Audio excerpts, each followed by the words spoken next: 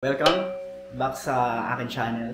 Medyo matagal na akong hindi nakapaggawa ng video kasi na busy lang. So marami kasing changes na na naganap nitong nito nakaraang buwan. Hindi pa ako nakakapagpagupit eh. Pero dito tayo sa episode natin na Flight Simulator. At ito na siya sa likod. May mga binili pa kasi ako ng mga extrang gamit. Kasi para malagay ko yung basta papakita ko sa inyo. So, teka. Ayan. Bumili tayo nito. Ang tawag dito ay gear shift holder. Nilalagay siya dito sa gilid. Actually, kinabit ko na siya. Ito siya. At ang nagagawa niya ay magkakaroon siya ng parang extension dito para malagay ko tong throttle. Ayan. Medyo baliko siya kasi ang laki ng throttle ko eh.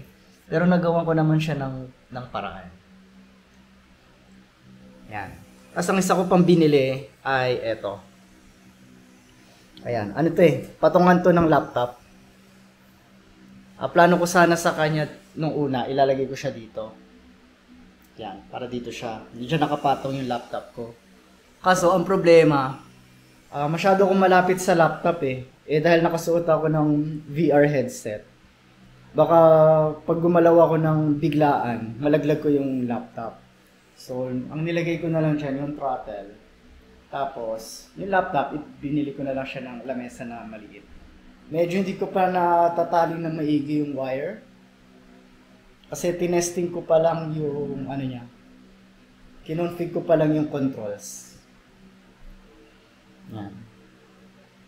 Ito yung laptop ko yan. 17 inches. i7 3060 yung graphics card. 1 terabyte 16 GB RAM. So tetestingin natin So ganito siya, nakaupo. Ito yung throttle ko. Tapos ito yung flight stick. Yan, umiilaw siya pag igagalaw mo. And then yung rudder ko ay itatapak mo lang. Yan. So, ito yung brake. Left, ano ba to? Right brake, left brake, tapos, and rudder to the right, to the left, kasi ito to the right. Okay, testingin natin Ang pangit pag wala kang VR or wala kang head tracking, parang mano-mano mo pa ililigo yung view mo, parang controller. Pero kasi pag naka-VR ka, pag lumingon ka sa kanan o lumingon ka sa kaliwa, makikita mo agad yung view, di ba? So, ayan. Medyo maingay pala tong game na to Mahina na yung sound ko. Maingay kasi makina talaga ng ginagamit ko. Ayan. Throttle. Mataas natin siya. Ayan So, bibilis na siya, di ba? Tingnan natin yung speed natin. Kulang pa. Pwede na.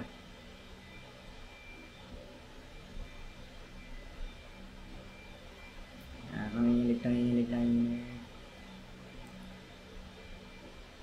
Saan yung altitude ko? Medyo malabo ang altitude, di ko kita, pero mukhang goods na tayo.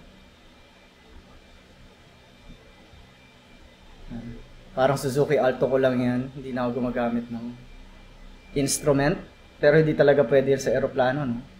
Sa pakiramdam ko, it's hindi siya magandang take off. Pero yan, gumagana na siya. Ayan na siya, no? Try natin yung rudder ko. Gumagana naman siya. Okay. Gumagana naman siya. Let's try natin mag 360. Uy. Okay, very good. Try natin na tumambling. Kakayanin kaya ito. Kaya mo ba tumambling? Parang hindi niya kaya. Ay, malalaglag na tayo. Bawi. Okay, nakabawi tayo. Ay, nanginginig yung natin. So, hindi niya kaya yung G-force. Nakatagilid na tayo. Hindi ako makarecover Ayun. Okay na, nakarecover na tayo. Pero hindi talaga tama yung ginawa ko na yun. So, inano ko lang. Pinakita ko lang sa inyo. So, wala naman tayong preno sa ere. So, hindi yan gagana. Pero meron tayo dito, rudders. Ayan, gumagalaw-galaw siya. O, pumatay ka. Patay ka. So, ayun. Eto, may wire dito, may cable dito, nakakabit siya dito sa pedal. Tapos, mula dito, meron siyang USB papunta rito. Yung USB cable naman na to, papunta dito sa stick. Tapos, bawat isa dyan, may pindutan yan. Lahat yan may nagagawa. Tapos, eto rin, akala mo walang pindutan dyan, di ba? Pero, dito, napakadami niyang pindutan. Ayan.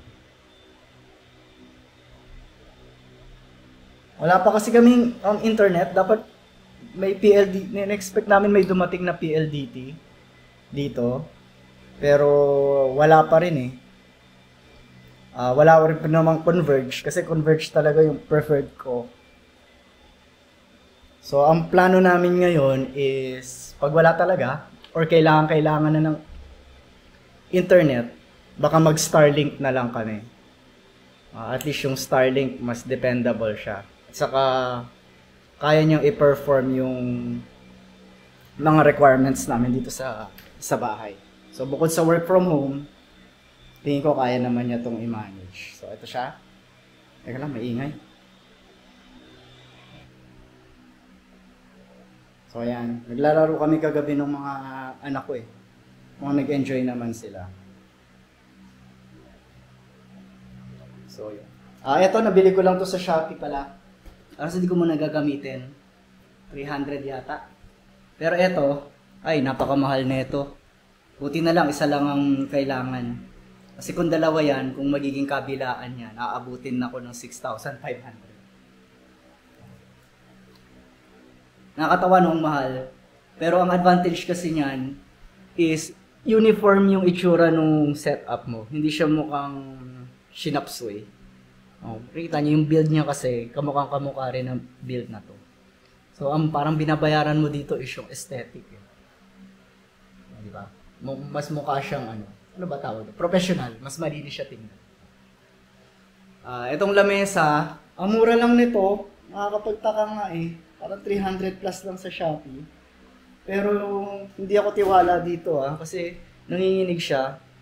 Ang bigat kaya ng laptop ko. Hindi kasi ito malaki kasi yung laptop ko mabigat. So, plano ko rin siya siguro palitan in the future. Yan. Pero pansamantala, buti nagamit ko naman. Yan. Para ma-remap ko lahat ng pindutan. Matagal kasing mag-remap ng pindutan eh. Bawat isang buttons, i-assign mo. Ang laki ng manual nung ginagamit, yung manual ng airplane. So, parang fini-figure out ko kung anong pindutan yung ilalagay. Susunod natin, try natin na dalhin na yung VR headset ko para magamit na natin yung full experience. Ayan.